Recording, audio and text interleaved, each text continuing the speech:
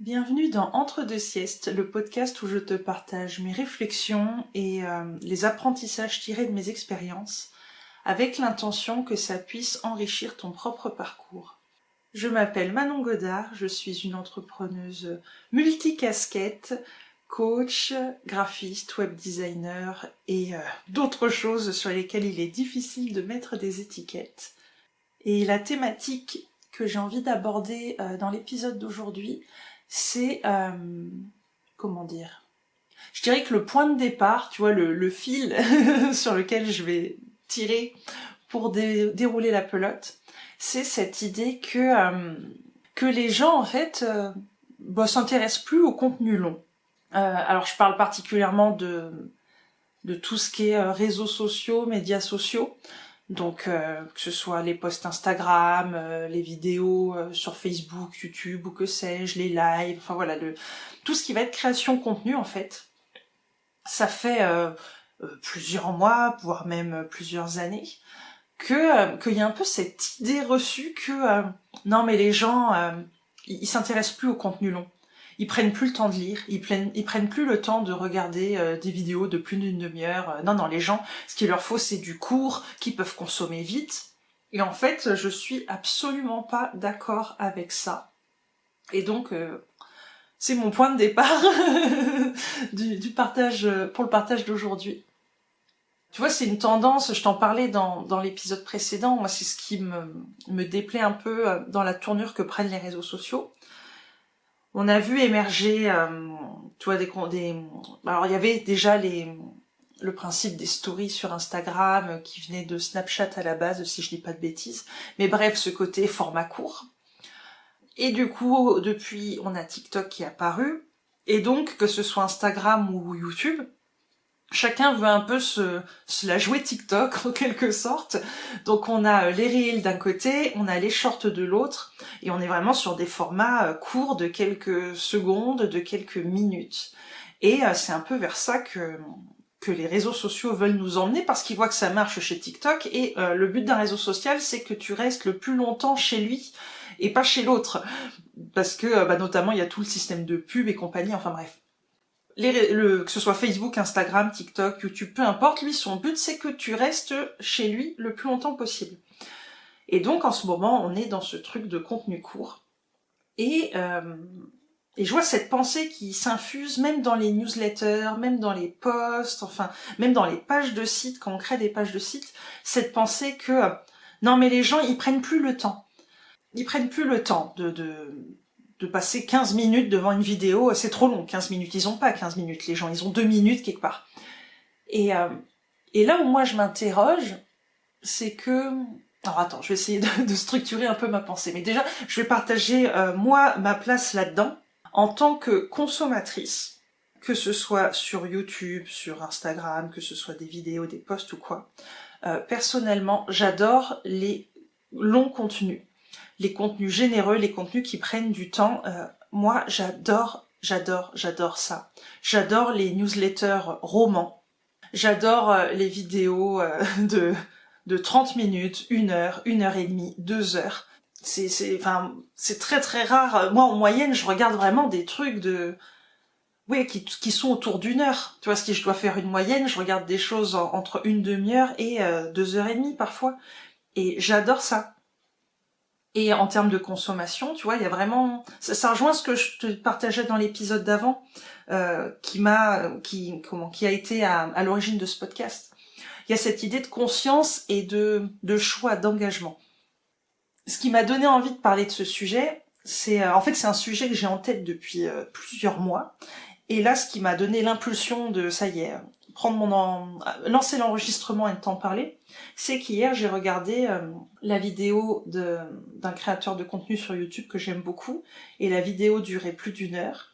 Et avant-hier, pareil, j'ai regardé une vidéo qui durait 1 heure et demie, si je me trompe pas. Enfin bref, peu importe, on n'est pas dans les chiffres, mais on est dans un ordre d'idée. Et ça a ravivé ce truc de, mais purée, si moi je suis capable, en capacité d'engagement, et si j'adore consommer des contenus longs, considéré comme long, considéré même dans très long si on en juge que maintenant un contenu doit faire quelques minutes, ben je me dis je suis quand même pas la seule en fait à chercher ça et à aimer ça.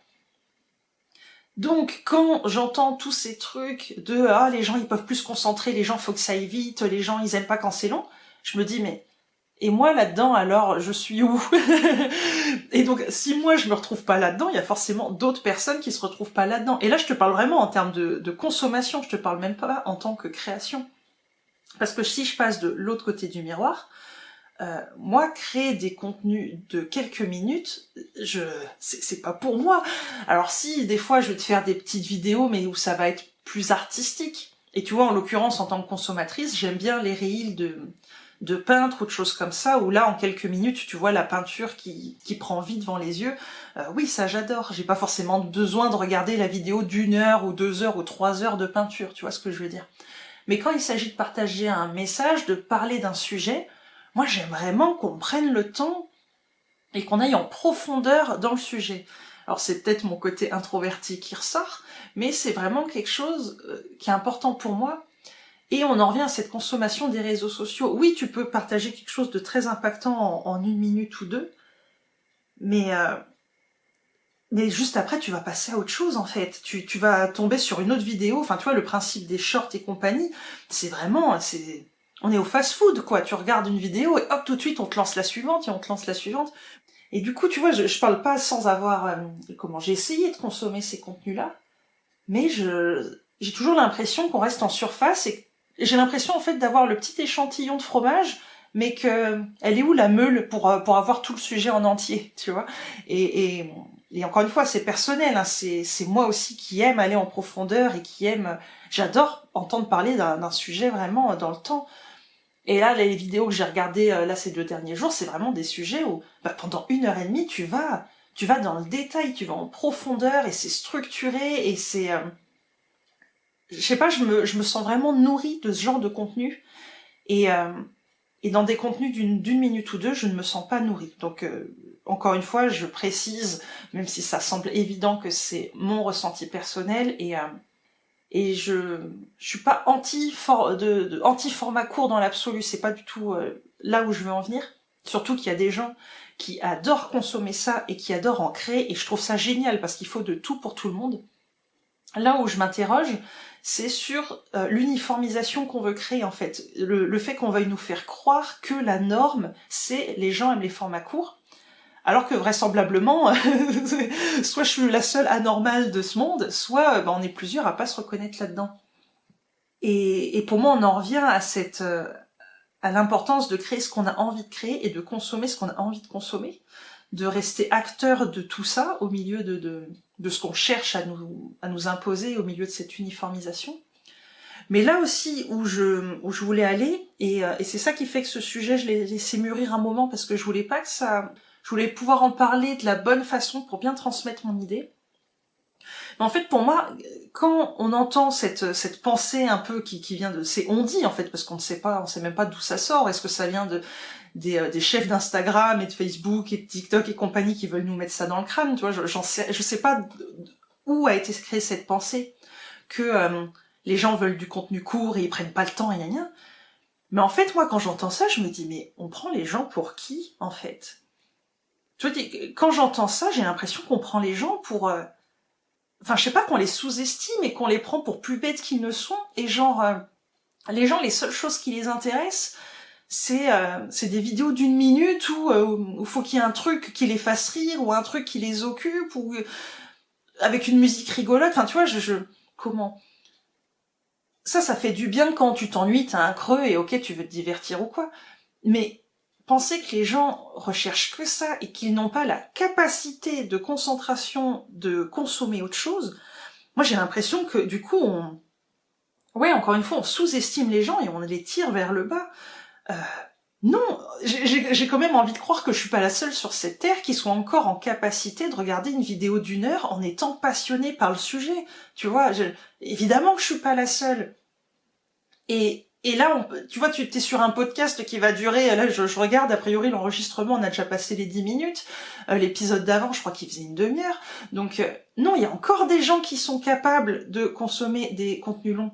Et c'est pareil, toi là je te parle plus vidéo et compagnie, mais pareil, quand on me dit, ah non, les newsletters, les gens ils lisent plus, les articles de blog, les gens ils lisent plus, les pages, toi je pense à la page Qui suis-je, parce qu'on en a parlé il y a pas si longtemps que ça, non, les gens ils lisent plus ça, ils s'en fichent. Mais non, en fait, je sais pas, les gens ont quand même cet intérêt et cette capacité, encore une fois, de s'intéresser à des contenus qui durent plus d'1 minute ou plus de 3 phrases. Je trouve vraiment qu'il y a un côté dévalorisant de croire que... je sais pas, je pense, je vais le dire comme je le pense, mais je trouve qu'en fait, on prend les gens pour plus cons qu'ils ne sont, en fait, tu vois. Au bout d'un moment... j'ai pas envie d'être dans un monde où on croit que la capacité des gens, c'est de se concentrer 1 minute, et qu'ils sont pas capables de plus, et qu'au bout d'1 minute, vite, il faut passer à autre chose, parce que sinon, on les perd. Enfin, je sais pas, c'est pas ma vision de l'humanité, alors, j'ai peut-être l'humanité en haute estime, mais non, je peux pas croire que les gens ne sont plus capables de prendre le temps de lire, ne sont plus capables de se poser. Surtout que, paradoxalement, tu vois, c'est ça que je trouve drôle. Enfin, drôle, c'est peut-être pas le mot, mais on est dans une époque où on va aller voir des films qui durent 2h30, 3 heures, mais par contre, on va être sur les réseaux sociaux et on va nous faire croire qu'une vidéo de 10 minutes, c'est déjà trop long. Enfin, tu vois un peu l'incohérence. Alors c'est quoi? C'est que les gens sont capables d'aller payer pour un film 3 heures, mais par contre, quand ils sont sur leur téléphone ou leur ordi, là non, là faut qu'ils aillent vite. Et ben moi, je suis pas d'accord. Moi, je pense, et tu vois, dans ma façon de consommer les vidéos, les choses, les newsletters, et peu importe. Moi, je suis dans cet engagement où, hier, quand j'ai vu la vidéo là du créateur de contenu qui est sorti et qui durait 1 heure, je me suis dit, ok, impeccable, je m'assois, je m'installe, et je suis attentive pendant 1 heure sur cette vidéo. Et je vais pas prendre mon téléphone au milieu pour aller checker Facebook. Non, je suis devant cette vidéo. Donc j'ai pas payé ma place de cinéma, mais en termes d'engagement, je suis dans la même démarche. Et quand je lis une newsletter de quelqu'un qui m'intéresse, c'est comme si je me posais dans mon canapé et que j'ouvrais un livre. Et je suis là pour lire le livre. Et tu vois, on en revient à cette notion de conscience et d'engagement dont je parlais l'épisode juste avant. Parce que pour moi, c'est essentiel de mettre ça dans ce qu'on consomme. Et je trouve ça très triste de croire et de perpétuer cette idée que les gens ne sont plus capables de ça, en fait. Non, je trouve ça extrêmement dégradant. Et en fait, je sais pas, que les gens achètent cette idée-là. Il y a une petite part qui se révolte en moi de, mais non les gars, achetez pas ça. Ne croyez pas ça de vous. Parce qu'à force qu'on répète ça aux gens, les gens finissent par y croire. Mais non. Et si tu aimes les contenus longs, mais revendique-le. C'est peut-être un peu là aussi mon attention à travers ce podcast, c'est de... Purée, je veux pas croire que je sois la seule. Et je le suis pas, vu qu'il y a mon mec au moins. Donc on est au moins 2 à être dans cette démarche-là. Mais ouais, qu'est-ce qu'on va faire croire? Quelle image on a des gens quand on pense qu'ils peuvent pas se concentrer plus de 2 minutes? Qu'ils peuvent pas lire un texte de plus de 10 lignes? J'ai vraiment pas envie de nourrir cette machine-là, moi, et cette pensée-là. Et du coup, en fait, je pense qu'avec ce podcast, j'ai juste envie qu'on prenne un peu de recul et que on s'interroge en tant que créateur de contenu et en tant que consommateur sur à quoi on veut contribuer. Alors oui, les contenus courts, c'est ce qui marche, c'est ce qui va se faire le plus de vues, c'est ce qui va le plus se propager et compagnie. Bah oui, le format fait ça. 1 minute, ça se cale beaucoup plus facilement quand t'es au chiottes et que t'as rien à faire. Tu vois, si je grossis le trait. Évidemment que c'est plus simple à caler qu'une vidéo d'1 heure. Évidemment que une vidéo d'1 heure... tu la regardes en plusieurs fois, et encore là je te parle d'1 heure, moi des fois je regarde des contenus bien plus longs, bah des fois tu les regardes en plusieurs fois, des fois pareil, une newsletter, je vais voir qu'elle est longue, je vais la mettre en non lu, puis j'irai la lire à un moment où vraiment je prendrai le temps de la lire. Oui, c'est une consommation en conscience, c'est une consommation où tu choisis le moment où tu consommes les choses pour vraiment être là. C'est pas une consommation bouche-trou en quelque sorte, où ah bah là j'ai un trou, je fais la queue au magasin, allez je me regarde un truc vite fait. Donc c'est une consommation différente, on est sur 2 choses différentes, et il n'y en a pas une mieux que l'autre, c'est juste différent, et c'est avec des intentions différentes en tant que créateur et en tant que consommateur. Mais moi personnellement, j'ai pas envie d'une uniformisation, parce qu'on nous fait croire, parce qu'on raconte que qu'il y a plus de gens en face. Et tu vois, moi, je suis très consommatrice de YouTube, en l'occurrence. Et quand je vois des créateurs qui, au bout d'une demi-heure de vidéo, se disent « Bon, bah là, je vais la couper parce que ça commence à faire long. » Ou alors qui demandent, des fois, qui font des sondages pour demander « Ah, bah là, j'ai une vidéo, mais elle fait 1 heure. Est-ce que vous préférez que je la coupe ou quoi, machin ?» Je me dis « Mais crée le contenu que tu as envie de créer, de la durée que tu as envie de créer.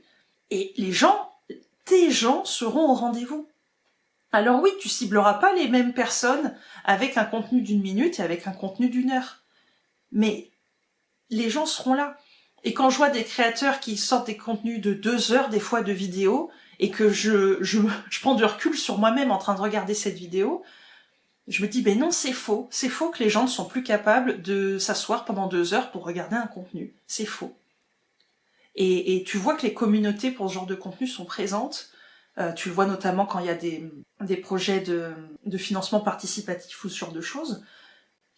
Les gens sont là. Donc arrêtons de faire comme si nous, je m'inclus dedans, comme si nous qui aimons les contenus longs, arrêtons de faire comme si nous n'existons pas, arrêtons de faire comme si nous devions disparaître et comme si nous devions adhérer à ce qu'on attend de nous, c'est-à-dire suivre le mouvement et créer, consommer des contenus courts. Il n'y a pas à avoir cette uniformisation-là. Et donc, tu vois, je parle de consommateur, mais en tant que créateur, parce que je sais pas de quel côté tu te situeras en écoutant ce podcast, crée vraiment ce qui te fait envie et crée sans te préoccuper du format qui marche ou sans te préoccuper de ce qu'on raconte qui marche, parce que tes gens seront là. Et tu vois, si tu es dans ce mouvement où tu te dis « Ah là là, moi les formats courts c'est pas mon truc, mais bon, c'est ce qui marche, tout le monde le fait », et ben voilà, moi j'arrive et je te dis que personnellement, moi, j'aime pas les formats courts. Et quand j'arrive sur un compte Instagram et je vois qu'il y a des reels partout, je quitte parce que j'ai la flemme en fait. Tu vois, paradoxalement, ça c'est un truc que je trouve rigolo. J'ai la flemme de regarder plusieurs vidéos qui durent 1 minute, alors qu'une vidéo d'1 heure et demie, mais je vais avoir hâte de la regarder et ça va être dans mes priorités de la regarder. Donc tu vois comme quoi, les consommations, il n'y a pas que un seul mode de consommation, celui qu'on veut nous vendre pour aller dans le sens des plateformes qui, encore une fois, veulent créer du contenu qui marche et qui retient les gens chez eux, en fait. Mais j'aime bien dire, et si tu me suis sur les réseaux sociaux, tu as déjà peut-être entendu cette phrase-là, les réseaux sociaux et les médias sociaux sont des outils et nous ne sommes pas les outils des réseaux sociaux. Tu vois, il y a une question de posture là-dedans et de quelle place je choisis dans ce jeu-là, en fait. Parce que, pour moi, c'est ça, on se met beaucoup trop de pression liée à tout ça, alors qu'au bout d'un moment, il faut jouer avec ces outils. Et du coup, qu'est-ce qu'on a envie de créer avec ça? Et pas qu'est-ce que la plateforme attend qu'on crée pour elle. Si demain, tout le monde se remet à créer des contenus longs, la plateforme s'adaptera. Donc voilà un peu mon idée, ce que j'avais envie de déposer sur ce sujet-là, parce que je tiens en fait au contenu long, c'est mes préférés, et donc j'ai pas envie qu'ils disparaissent parce qu'il y a quelqu'un quelque part qui raconte que personne n'est là pour les regarder. Moi je suis là pour les regarder, et d'autres personnes sont là pour les regarder, d'autres personnes sont là pour les créer. Et j'ai pas envie que les créateurs qui ont envie de créer des formats longs, écrits, audio, vidéo, peu importe, ces créateurs qui ont vraiment un truc à faire passer et qui sentent que c'est le format long qui est fait pour eux, j'ai pas envie que ces créateurs se brident à cause de cette pensée générale là qui se développe et qui s'insinue dans la création et dans la consommation. Donc voilà, c'est un peu mon... je sais pas, il y a peut-être un peu de militantisme, de révolte. Je pense pas que ce soit les bons mots, mais tu vois l'idée que je veux faire passer. Parce que... oui, nous, consommateurs de contenu long, nous sommes là. Et nous, créateurs de contenu long, nous sommes toujours là aussi. Et on va pas disparaître. On va pas se laisser manger par les plateformes parce que c'est pas ce qu'on veut. Et voilà un peu, voilà la conclusion en quelque sorte de tout ça. Comme d'habitude, n'hésite pas à m'envoyer un petit message sur les réseaux sociaux ou à m'envoyer un mail si tu as envie d'échanger sur ce sujet-là, si tu veux me partager ton retour, ton ressenti, comment ça résonne pour toi. Je m'arrête là, je te remercie pour ton écoute et je te souhaite une très belle journée.